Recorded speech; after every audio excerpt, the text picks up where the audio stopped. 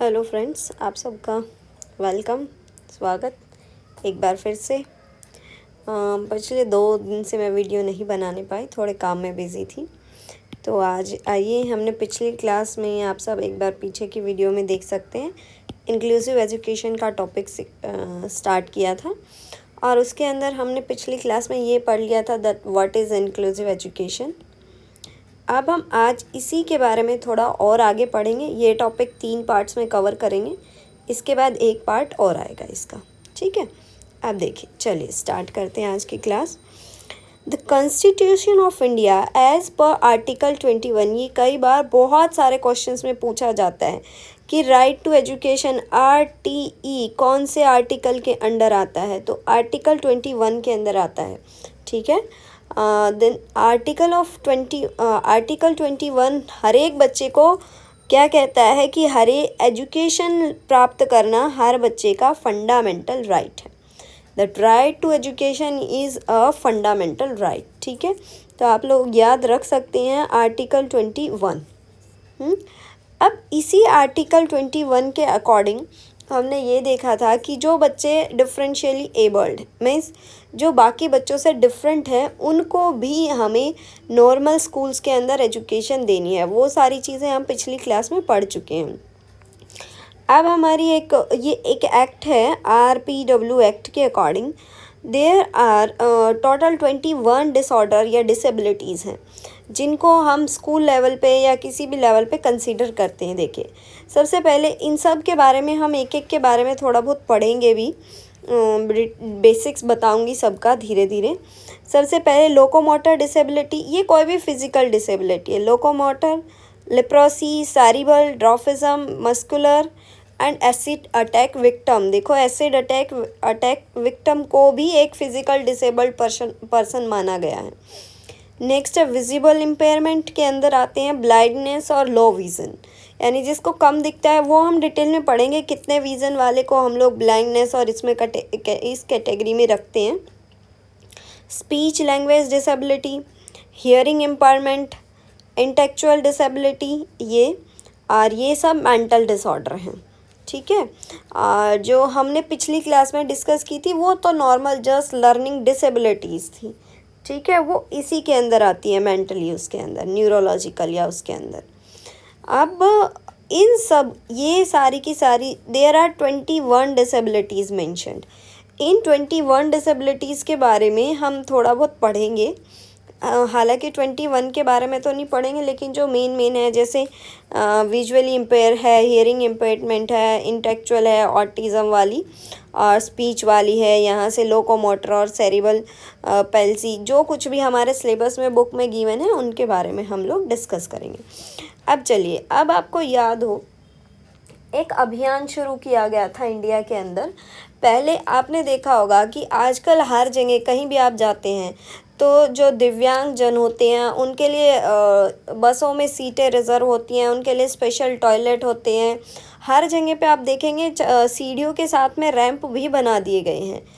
तो उसके लिए एक वो तो बाकी नॉर्मल चीज़ों की बात है। अब हम स्कूल लेवल पे या बच्चों के बारे में बात करेंगे तो ये अभियान क्या था वो देखते हैं। देखिए, एक 2017 में कैंपेन लॉन्च हुआ था असेसिबल इंडिया कैंपेन, सुगम्य भारत अभियान, ठीक है। ये किस लिए लॉन्च किया गया था कि जो पर्सन विद डिसेबिलिटी है ना, PWD इसी को बोलते हैं, पर्सन विद डिसेबिलिटी, ठीक है, कि उनको जो है पब्लिक प्लेसेस पे किसी तरह की असुविधा फेस ना करनी पड़े, यानी उनको भी आप जैसा नॉर्मल ही लगे। तो उनके लिए सारी सुविधाएं उपलब्ध कराने के लिए हमारी गवर्नमेंट ने एक अभियान शुरू किया, असेसिबल इंडिया कैंपेन। ये देखो, in accordance with above campaign school building should be accessible, यानी कि स्कूल की जो बिल्डिंग है इस अभियान की वजह से स्कूल बिल्डिंग में भी चेंजेस किए गए। वो क्या क्या चेंजेस हैं वो हम लोग देखेंगे अभी। कि वहाँ पे जो है बच्चों के लिए जो ऐसे बच्चे हैं उनके लिए या तो रैंप या लिफ्ट होनी चाहिए। There should be at least 1 accessible toilet, specification of ramps, toilet, doors, classroom, library and the laboratory may be obtain from guidelines. अब यहाँ पे कुछ नेशनल बिल्डिंग कोड वो सब कुछ हम नहीं पढ़ने वाले हैं इतना ज़्यादा डिटेल में, क्योंकि ये हमारे सिलेबस में नहीं है, ठीक है। तो मीन्स आपको सिर्फ ये अभियान याद रखना है। असेसेबल इंडिया कैंपेन कब स्टार्ट हुआ था? कैंपेन 2017 में स्टार्ट किया गया था, और हिंदी में इसको क्या बोलते हैं? सुगम्य भारत अभियान, ठीक है जी। अब ये अभियान क्यों शुरू किया गया था वो भी आपको पता चल गया। अब इसकी वजह से हमें क्या करना था, हमें हर बच्चे की अप्रोच के लिए हमारी बिल्डिंग जो है स्कूल की, उसमें कुछ चेंजेस करने थे। जो मेन चेंजेस है, स्ट्रक्चरल चेंजेस, वो मैं आपको बताती हूँ। सबसे पहला चेंज, स्कूल की एंट्रेंस। जो स्कूल की एंट्रेंस ऐसी नहीं होनी चाहिए कि वहाँ पे बहुत ज़्यादा सीढ़ियाँ हैं, या फिर उसकी जो थ्रेशोल्ड है वो बच्चों बहुत नीचे है, ठीक है। अगर ऐसा कुछ है तो हमें बच्चों के लिए, जो हमारे ऐसे बच्चे हैं उनके लिए रैंप फैसिलिटी प्रोवाइड करनी है। और दूसरी बात, जो बिल्डिंग है वो दूर से नज़र आनी चाहिए, उसका पेंट जो है कुछ इस टाइप से करना है हमें। नेक्स्ट थिंग जो है, बिल्डिंग का जो नेम है, यानी स्कूल का नेम है, वो बोल्ड, बड़ा और विजिबल होना चाहिए। मीन्स इतना बड़े फ़ॉन्ट में लिखा होना चाहिए ताकि बच्चों के लिए वो विजिबल हो सके, सब लोग देख सकें उसको, ठीक है। उसके बाद स्पेस, यानी उन बच्चों को आउटडोर गेम्स के लिए, जैसे गेम के लिए जा रहे हैं वहाँ पे हमें उनको स्पेस प्रोवाइड करना चाहिए। मीन्स हमारा ग्राउंड ऐसा होना चाहिए, जो ग्राउंड है, ग्राउंड के अंदर थोड़ा रफ सरफेस भी होना चाहिए, साथ साथ ग्रासी एरिया भी होना चाहिए, ठीक है, ग्रास वाला एरिया, ताकि उनको चोट ना लगे। ऐसे करके हमारी जो लाइब्रेरी है, लाइब्रेरी में उन बच्चों के लिए सीटें रखनी है हमें। ऐसे लैब्स में उनको स्पेशल फैसिलिटीज़ जो भी हम प्रोवाइड कर सकते हैं, यानी हर जगह उनके लिए स्पेस रखना है। हैंड ग्रिल्स, यानी बिल्डिंग में जहाँ कहीं भी स्टेयर्स हैं या कुछ भी ऐसा है तो वहाँ पे हैंड रेल्स या ग्रिल्स लगी हुई होनी चाहिए, जिनको पकड़ के वो लोग आसानी से ऊपर नीचे आ जा सकें, ठीक है। ये टॉयलेट कि उनके लिए स्पेशल जो है वो एक टॉयलेट ज़रूर होना चाहिए। टेक्टाइल फ्लोरिंग, आपने देखा होगा आजकल जिस भी बिल्डिंग में जहाँ कहीं भी आप जाते हो, मेनली गवर्नमेंट बिल्डिंग्स में या कहीं भी, ऐसे करके हर रास्ते मीन्स पूरी बिल्डिंग के फ्लोर पे ऐसे करके फ्लोरिंग हो रखी होती है। ये टेक्टाइल फ्लोरिंग बोलते हैं। मीन्स ये देखो, ये थोड़ा उभरा हुआ रहता है, इससे जो हमारे विजुअली हैंडीकैप जो होते हैं, विजुअली इम्पेयर्ड जो होते हैं, उनको चलने में आसानी होती है।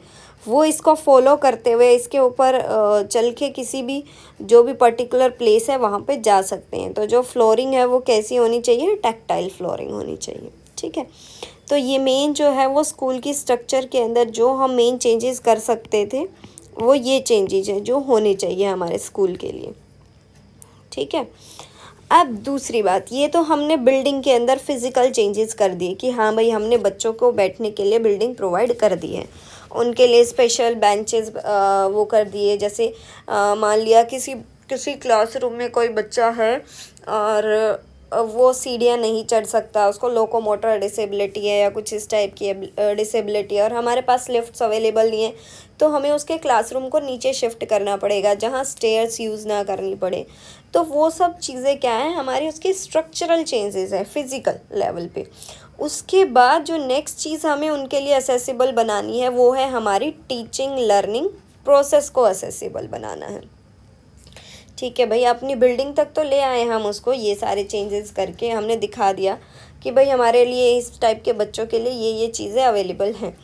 अब जो सेकेंड थिंग, जो मोस्ट इम्पोर्टेंट थिंग आती है स्कूल के लिए, वो है कि हमें उनके लिए मेकिंग टीचिंग लर्निंग एसेसिबल, यानी वो स्कूल आए हैं तो अब उनके लिए जो है वो पढ़ना भी एसेसिबल हो सके, वो चीज़ भी उनके अकॉर्डिंग हमें चेंजेस करने हैं। क्या क्या चेंजेस करने हैं? तो देखो, जो हमारे टीचिंग मेथड्स हैं वो कुछ इस टाइप के होने चाहिए। फर्स्ट, UDL नीड्स बेस, वो अभी हम लोग पढ़ेंगे ये क्या होता है। दूसरी, रिफ्लेक्टिव टीचिंग होनी चाहिए, डिफ्रेंशिएटेड इंस्ट्रक्शंस यूज़ करनी है हमें। इन सब के बारे में हम एक एक की चीज़ के डिटेल में पढ़ेंगे ये क्या है, और उसके बाद हम बच्चों के बारे में भी पढ़ेंगे। जैसे अगर हमारी क्लास में कोई विजुअली इम्पेयर्ड बच्चा है तो हम उसको आइडेंटिफाई कैसे करेंगे, क्या होता है विजुअली इम्पेयरनेस, और उसके लिए क्लास में क्या किया जा सकता है, वो सब भी पढ़ेंगे, ठीक है। उसके बाद एक्सपेरिमेंटल और प्रोजेक्ट बेस्ड टीचिंग होनी चाहिए, कम्युनिटी अप्रोच होना चाहिए और कोलैबोरेशन होना चाहिए। इन सब चीज़ों के बारे में पढ़ते हैं एक बार। देखिए सबसे पहले यूडीएल नीड। यूडीएल नीड का मतलब क्या है? Universal design for learning. UDL, ठीक है, means can be use in regular classroom for inclusive instruction and special education students. हमें क्या करना है, जो हमारी नॉर्मल क्लासरूम है उसी को इंक्लूसिव क्लासरूम बनाना है, यानी हमारे नॉर्मल इंस्ट्रक्शंस के साथ ही हमें मल्टीपल वेज के अंदर क्रिएटिवनेस दिखाते हुए उन बच्चों को भी teacher can create a more nurturing, equitable and inclusive space by using these stud. वो क्या कहता है, ये यूडीएस के 3 प्रिंसिपल्स हैं। फर्स्ट प्रिंसिपल है multiples means representation to give learner various ways of acquiring information and knowledge. Next है multiple means of expression. अब आपको क्या करना है, देखो आपको बच्चे को ये कहता है कि आपको बच्चे को सिर्फ ये नहीं कि आप वही डिफरेंशिएटेड इंस्ट्रक्शन का मतलब ही वही है और यहाँ पे भी है कि multiple means of representation to give learner. हमें बच्चे को, मान लिया हम बोल के पढ़ा रहे हैं, उसको कोई कविता ओरली पढ़ा रहे हैं, उसको नहीं समझ आ रहा, नहीं याद हो रहा, तो हम उसका वीडियो दिखा सकते हैं, उसको चार्ट पेपर पे ड्रॉ बना के लिख के दिखा सकते हैं, ठीक है। तो मीन्स हमें डिफरेंट तरीके यूज़ करने हैं। उसी तरीके से अब बच्चे ने क्या सीखा, व्हाट दे नो, उसको डिमॉन्स्ट्रेट करने के लिए भी उनको ये नहीं कि हमने एक पेन पेपर टेस्ट ले लिया, जिसने जितने मार्क्स आए उसके अकॉर्डिंग हमने ये बोल दिया ये फेल हो गया ये पास हो गया। नहीं, हमें ऐसा नहीं करना है। हमें उनको डिफरेंट वेज देने हैं एक्सप्रेशन के। कोई एक्टिविटी करा के देख सकते हैं, कुछ फिज़िकली करा के देख सकते हैं, ठीक है। हमें उनको अलग अलग तरीके से असेस करना है। Multiple ways of engagement to tap into learners means उनका इंटरेस्ट बनाने के लिए और मोटिवेशन इंक्रीज़ करने के लिए हमें अलग अलग तरीके यूज़ करने हैं ताकि वो इंगेज रहे, यानी रिप्रेजेंटेशन, एक्सप्रेशन और एंगेजमेंट। ये 3 प्रिंसिपल हैं यूडीएल के। UDL means universal design of learning के। आपसे पूछे कौन कौन से 3 प्रिंसिपल हैं, रिप्रेजेंटेशन, एक्सप्रेशन एंड एंगेजमेंट। देखिए नेक्स्ट है, अब इन्हीं चीज़ों को यूज़ करते हुए हमें हमारा करिकुलम डिसाइड करना है। अब जो डिफरेंशिएटिंग टीचिंग इंस्ट्रक्शन है, ये तो मैंने स्टार्टिंग क्लास में भी बताया था कि एक बच्चे की जो लर्निंग एबिलिटी हैं वो अलग अलग होती हैं एक ही सेम क्लास के अंदर। तो हमें उसको पढ़ाने के लिए अलग अलग ट्रिक्स, टेक्निक्स यूज़ करनी होती हैं, अलग अलग तरीके से उसको उस चीज़ के बारे में बताना है, इंस्ट्रक्शन देनी है। देखिए there are several ways learners learn and understand concept। मान लिया कुछ बच्चे फील करके, टच करके, देख के, सुन के, टेस्ट करके, ठीक है, ये सारे के सारे 7 वंडर्स हैं लर्निंग के। आपसे पूछे कौन कौन से हैं, feeling, touching, seeing, hearing, testing, laughing and loving are the 7 wonders of learning. ये याद रख सकते हैं आप लोग, नोट डाउन कर लीजिए कौन कौन से हैं 7 वंडर्स ऑफ लर्निंग। किसी चीज़ को फील करके, टच करके, देख के, सुन के, टेस्ट करके, laughing and loving are the 7 wonders of learning. Collaborative teaching का मतलब क्या है, यहाँ पे जो है स्पेशल एजुकेटर्स और जो नॉर्मल टीचर्स हैं, स्पेशल एजुकेशन टीचर्स और नॉर्मल टीचर्स मिलके कुछ ऐसे लेसन प्लान या स्ट्रेटजीज बना सकते हैं ताकि क्लास के अंदर जो है वो सारे बच्चों का ओवरऑल डेवलपमेंट हो सके। उसके बाद high 5 learning strategies. High 5 learning strategies क्या हैं, sports, visual, performance and art, puppet, story telling and theatre. These are the high 5 strategies of learning, सीखने की। ये नॉर्मली हम हर क्लासरूम में यूज़ कर सकते हैं। गेम के थ्रू सिखा सकते हैं बच्चों को, विजुअल परफॉर्मिंग आर्ट्स के थ्रू सिखा सकते हैं, पपेट शो, पपेट्स वाला टॉय बेस्ड भी बोलते हैं इसको, ठीक है, स्टोरी टेलिंग से सिखा सकते हैं, थिएटर से यानी रोल प्ले, थिएटर का मतलब ये सारी चीज़ें हम लोग अपनी क्लास में यूज़ करते हैं। रोल प्ले एक्टिविटी से सिखा सकते हैं, स्टोरी टेलिंग से सिखा सकते हैं, ये टॉय बेस्ड होती है। इन सब के बारे में भी हम लोग पढ़ेंगे, ठीक है। तो ये 5 लर्निंग स्ट्रेटजीज हैं, 5 लर्निंग स्ट्रेटजीज आपसे पूछे क्या क्या होती हैं, तो sports, visual performing arts, puppet, story telling and theatre. चलिए अब हम क्या करने वाले हैं, अभी मैंने आपको बताया था, अब हमने ये देख लिया। अब हम इन बच्चों के बारे में ना, सबसे पहले हम विजुअली इम्पेयर्ड बच्चे के बारे में पढ़ेंगे कि उसको पहचानें। अब हम उन बच्चों के अकॉर्डिंग हम अपनी क्लासरूम में क्या क्या चेंजेस कर सकते हैं, क्या हमारी टीचिंग लर्निंग प्रोसेस होनी चाहिए, वो सब देखेंगे। देखिए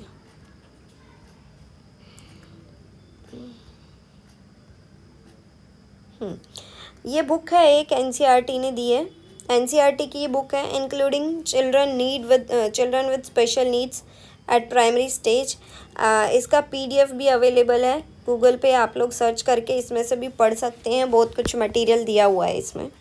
ठीक है, अब देखिए सबसे पहले डेफिनेशन देखते हैं, विजुअली इम्पेयर्ड, लो विज़न और ब्लाइंडनेस की क्या डेफिनेशन होगी। According to international classification of diseases, low vision, इन सब को हम एक साथ क्या बोलते हैं, विजुअल इम्पेयरमेंट। ये सब को हम लोग क्या बोलेंगे, रिप्रेजेंट्स ऑल विजुअल इम्पेयरमेंट्स, चाहे लो विज़न हो, ब्लाइंडनेस हो, इनको इकट्ठा हमने क्या बोल दिया, विजुअल इम्पेयरमेंट। ठीक है, विजुअल इम्पेयरमेंट में सारे टाइप की क्या आ जाएंगी, ये विज़न की जो आई डिफेक्ट की जो भी प्रॉब्लम है ना, वो सब आ जाएंगी। ठीक है, अब देखिए इनसे जनरली हम लोग विजुअली इम्पेयर्ड बोलेंगे किसको, किसी भी चीज़ की जो विजुअल एक्यूटी है ना, वो ये दिखाती है कि कोई इंसान किसी ऑब्जेक्ट को किसी फिक्स डिस्टेंस से कितना क्लियरली देख सकता है, सिंपल टर्म्स में अगर हम बोले तो। और जैसे आपको बोलते हैं ना 6x6 है भाई मेरी आइज़, तो इसको इतने पॉइंट का चश्मा लग गया है, स्पेक्स लग गए हैं, इसकी आइज़ 6x6 नहीं, आपको बोलते हैं ना 6x6 होनी चाहिए। अभी ये देखते हैं ये 6x6 का मतलब क्या है। ये जो आई हमारी आँखों की देखने की जो क्षमता है, ठीक है, उसको सेलिनल चार्ट में नापा जाता है। ठीक है, एक चार्ट है, इससे मीज़र करते हैं, जैसे हर चीज़ को मीज़र करने का स्केल होता है ना, तो इसको इससे मीज़र किया जाता है। और जो फिट के अंदर ये 20x20 होती है, और ये यहाँ पे जो मीटर में 6x6 होती है। ठीक है, और जो फील्ड ऑफ विज़न क्या होता है, is the area that is visible to the eye when looking at a fix point, और उसको हम मीज़र करते हैं डिग्री में।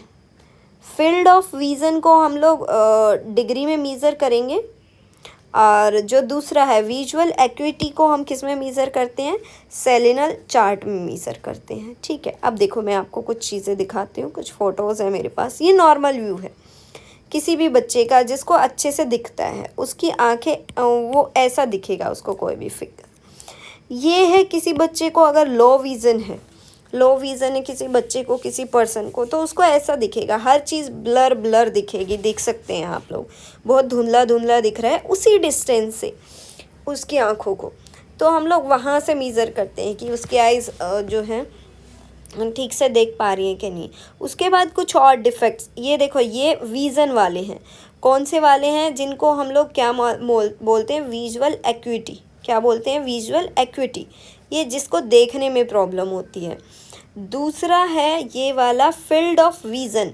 फील्ड ऑफ विज़न में क्या होगा, देखो मार्जिनल फील्ड डिफेक्ट है, उसको इतनी चीज़ें नहीं दिख रही हैं। देखो यहाँ का जो कुछ भी है वो उसके लिए ब्लैक है, वो सिर्फ इधर वाली चीज़ें देख पा रहा है, इधर से सब कुछ ब्लैक है। नेक्स्ट है पेरिफेरल फील्ड विज़न, उसको सिर्फ ये जो सेंटर वाली चीज़ें हैं ना ये विजिबल है, बाकी सब कुछ उसके लिए कुछ भी विजिबल नहीं है। नेक्स्ट है सेंट्रल फील्ड डिफेक्ट, यहाँ पे क्या होगा, देखो उसको बीच की चीज़ें नहीं दिखा रही, इन बच्चों का चेहरा उसको नहीं दिख रहा है, बाकी आसपास की चारों तरफ की चीज़ें दिख रही हैं। These are the field defects. Field defects को हम लोग डिग्री में मीज़र करते हैं, किस में मीज़र करते हैं, डिग्री में। और इसको विज़न को किस में मीज़र करते हैं, ये वाले चार्ट में से। ठीक है, चलिए ये सबको समझ आया कि विजुअल एक्यूटी, दो चीज़ें देखते हैं हम लोग, एक विजुअल एक्यूटी और एक क्या देखते हैं, फील्ड ऑफ विज़न। अब इतना डिटेल में जाने की ज़रूरत हमें वैसे भी नहीं है, ठीक है, क्योंकि हम यहाँ पे कोई आई सर्जन या ऐसा कुछ नहीं बनने वाले, हम नॉर्मल अपने बच्चों के लिए पढ़ रहे हैं। ये बेसिक आपको पता होना चाहिए था, इसलिए मैंने आइस को बता दिया है। चलिए अब आगे चलते हैं। अब ये कुछ चेक लिस्ट हैं कि कोई बच्चा अगर विजुअल इम्पेयर्ड होगा, जैसे हमने पिछली क्लास में जो है वो कुछ और चेक लिस्ट देखी थी, किस किस की देखी थी, डिस्ग्राफिया, डिस्कैल्कुलिया की चेक लिस्ट देखी थी। इनसे कई बार डायरेक्ट क्वेश्चन बना लेते हैं सिचुएशन बेस्ड, जो कि हमने पीछे डिस्कस किए थे। अब देखो जैसे क्या बोलेगा, ये बच्चे को क्या होगा, the child experience issue in reading from the board. चाहे वो बच्चा आगे की रो में भी उसको हम बिठा देंगे ना, तो फिर भी उसको बोर्ड से जो है वो क्लियर नहीं दिखेगा। ये हमारा ब्लैक बोर्ड है, यहाँ से उसको दिखेगा ही नहीं क्लियरली। वाइल अब जब कई बार बच्चा बुक पढ़ रहा होगा तो क्या होगा, कई बार तो वो बुक के बहुत क्लोज एकदम बुक को एकदम अपने आँखों के सामने लाएगा, कभी उसको दूर ले जाके पढ़ेगा, ठीक है। Child is unable to write in the defined space in the notebook. अब जैसे ये ऐसे लाइनें हैं, अब वो बच्चा क्या करेगा, वो लाइनों में टेढ़ा मेढ़ा लिख रहा है, उसको कुछ दिख नहीं रहा, तो वो लाइंस में कैसे रखता है, टेढ़ा मेढ़ा। और एक और था ऐसे वाला, देखो दो केस हो सकते हैं, एक तो विजुअल इम्पेयरमेंट और एक डिस्ग्राफिया भी देखा था ना हमने। वो बच्चा जो है वो पूरे अक्षर को टेढ़ा, यहाँ पे इस बच्चे को लाइन का पता नहीं चल रहा, वो इस वजह से क्योंकि उसको दिख कम रहा है, डिफाइंड स्पेस में वो नहीं लिख पा रहा। और जबकि डिस्ग्राफिया वाले बच्चे हैं वो कहीं भी लिख देते हैं पेपर में उल्टा पुल्टा। Child has difficulty in recognizing people and the object. 1 metre के अंदर भी वो अच्छे से चीज़ों को पहचान नहीं पाते हैं। मूविंग ऑब्जेक्ट को ट्रैक करने में उनको प्रॉब्लम होती है। Unable to differentiate between colours और ऑब्जेक्ट्स को डिफ्रेंशिएट करने में प्रॉब्लम होती है। नंबर, सिंबल, जब उसको कुछ दिखेगा ही नहीं तो वो इन चीज़ों में भी डिफरेंस नहीं कर पाएगा, नंबर्स में, सिंबल्स में, पैटर्न में, शेप्स में, ठीक है। डायरेक्शन ट्रेस करने में, वेरिएशन इन लाइट, कंफ्यूज रहता है, ब्लाइंड डार्कनेस, कैसी लाइट आ रही है। The child has better performance when given in bold bright text. यानी अगर हम किसी बच्चे को, मान लिया हमने उसको बड़ा बड़ा लिख दिया, ये ऐसे लिख दिया, तो वो बच्चा पढ़ पा रहा है। और लेकिन अगर हम यही चीज़ को ऐसे लिख देंगे तो वो बच्चा नहीं पढ़ पा रहा है। तो इसका मतलब क्या है, देखो दो थी, एक लर्निंग डिसेबिलिटी और भी थी ना, जिसमें पढ़ने में प्रॉब्लम होती है बच्चे को। वो आप सब कमेंट में लिखना मुझे क्या होती है, ठीक है। देखते हैं आपने पिछली वीडियो देखी कि नहीं देखी है। अब देखो ये बच्चा क्या है, इसको लर्निंग डिसेबिलिटी नहीं है, उसको दिख कम रहा है। जब उसको छोटा लिख रहे हैं तो वो नहीं पढ़ पा रहा है, जब उसी चीज़ को हमने बड़ा बड़ा लिख दिया तो वो पढ़ पा रहा है, ठीक है। तो ये विजुअल इम्पेयरमेंट के हैं। वो 14 unable to reach out towards the objects की तरफ नहीं जा पाता है। अब हम देखेंगे कि जब कोई ऐसा बच्चा हमारी क्लास में होता है तो उसके साथ हम लोग नॉर्मली कैसे डील कर सकते हैं, ठीक है। देखिए, creating an inclusive classroom for all when you have a student with VI मतलब विजुअली इम्पेयर्ड। हमेशा क्या करना है, जब भी आप बोल रहे हो फेस द क्लास, सबसे पहला काम आपको क्या करना है, क्लास की तरफ देखते हुए कुछ भी बोलना है। दूसरी चीज़, उस बच्चे को हमेशा आपको फर्स्ट रो में बिठाना है। इस बात का ध्यान रखना है कि वो बच्चा आगे बैठना चाहिए। Next thing, if you feel, आप देख रहे हैं कि वो बच्चा अटेंटिव नहीं है, तो हम उसको शोल्डर पे टच करके उसको ये बोल सकते हैं कि आप यहाँ पे आप यहाँ पे ध्यान दो बच्चा, या ऐसा कुछ इंडिकेशन दे सकते हैं ताकि उसको ये लगे कि तुम भी क्लास का हिस्सा हो, टीचर तुम्हें भी ऑब्जर्व कर रही है, तुम्हें भी देख रही है, ठीक है। उसको हमें इंस्ट्रक्शन और डिस्कशन में इंक्लूड करना है हमारे।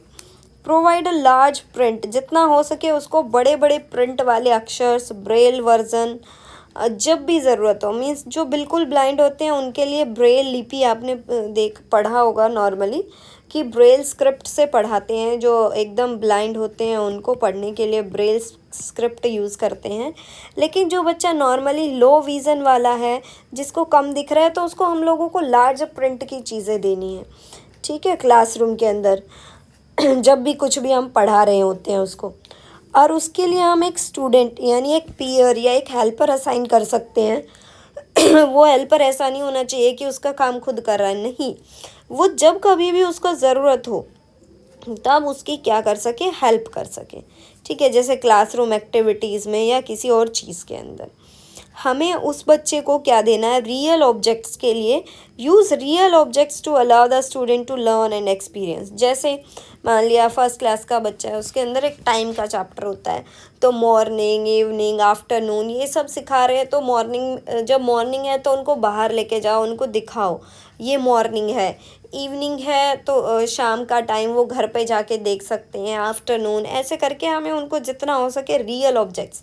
आप फ्रूट्स पढ़ा रहे हैं तो उनको फ्रूट्स लाके दिखाइए, उनको टच करके फील करने दीजिए।